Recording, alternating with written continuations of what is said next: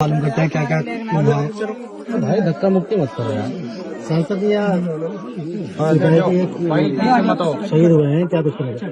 देखिए, हिमांशु जी जो मात्र 24 साल के थे, बीएसएफ के जवान थे। आज हम लोग उनकी अंतिम यात्रा में शामिल हुए। ऑन ड्यूटी वो देश सेवा में उन्होंने अपने प्राणों का बलिदान दिया। हम उनके इस बलिदान को नमन करते हैं। और जो परिवार है, जब एक जवान जाता है उसके परिवार पे क्या बीतती है। हालांकि गर्व का पल भी होता है, क्योंकि बलिदान का हमेशा देश में सम्मान होता है, लेकिन एक तकलीफ भी होती है जिनका 24 साल का बेटा जाता है। उनके परिवार को बहुत तकलीफ है। और ऐसे समय मैं और हमारा पूरा क्षेत्र, इस क्षेत्र के लोग, यहाँ के तमाम सम्मानित लोग उस परिवार के साथ खड़े। हमारी आदरांजलि भाई हिमांशु जी को और उनके परिवारों को कुदरती दुख सहने की शक्ति दे। प्रस्ताव रखा गया है, क्या क्या मांगे दी गई? जगत गुरु सतगुरु रविदास जी महाराज उनको इतनी हिम्मत दें कि वो इस दुख को सह सके। परिवार की इच्छा थी, परिवार की और कोई इच्छा नहीं थी, सिर्फ एक इच्छा थी कि उस बेटे को सम्मान मिलना चाहिए। गांव के लोगों ने उस सम्मान को, उस दर्द को समझा, क्योंकि ये एक परिवार का बेटा नहीं, पूरे क्षेत्र का बेटा है, देश का बेटा है। तो प्रस्ताव हो गया। एक शानदार स्मारक जो है भाई हिमांशु जी की याद में हम लोग यहाँ बनवाएंगे। हमने यहाँ अधिकारियों से बात की और यहाँ पर्याप्त उस तरह की जगह है जिसपे एक जो है, एक बेटे को जिसने देश के लिए बलिदान दिया उसको सम्मान मिलना चाहिए। मैं अपनी तरफ से पूरी, हाँ वो उनका राइट्स है।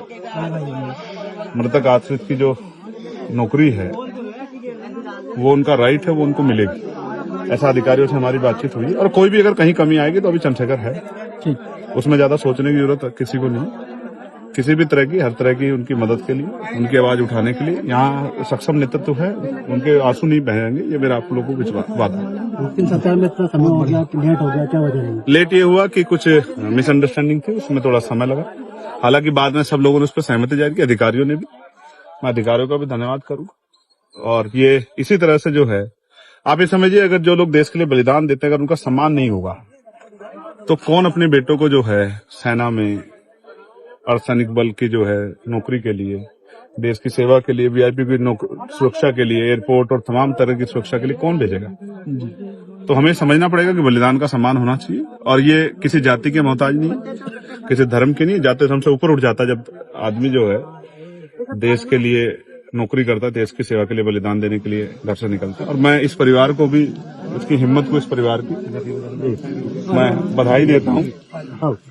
इस परिवार की हिम्मत को भी मैं बधाई देता हूँ और क्षेत्र के जिम्मेदार लोगों को भी बधाई देता हूँ कि उन्होंने इस शौर्य को जिस तरह से जो है अपने दिल में जगह दी है। और ये हिमांशु जी अब अमर हो गए। जब तक इतिहास रहेगा इस गांव का, इस क्षेत्र का, हिमांशु जी हमारे दिलों में जिंदा रहेंगे।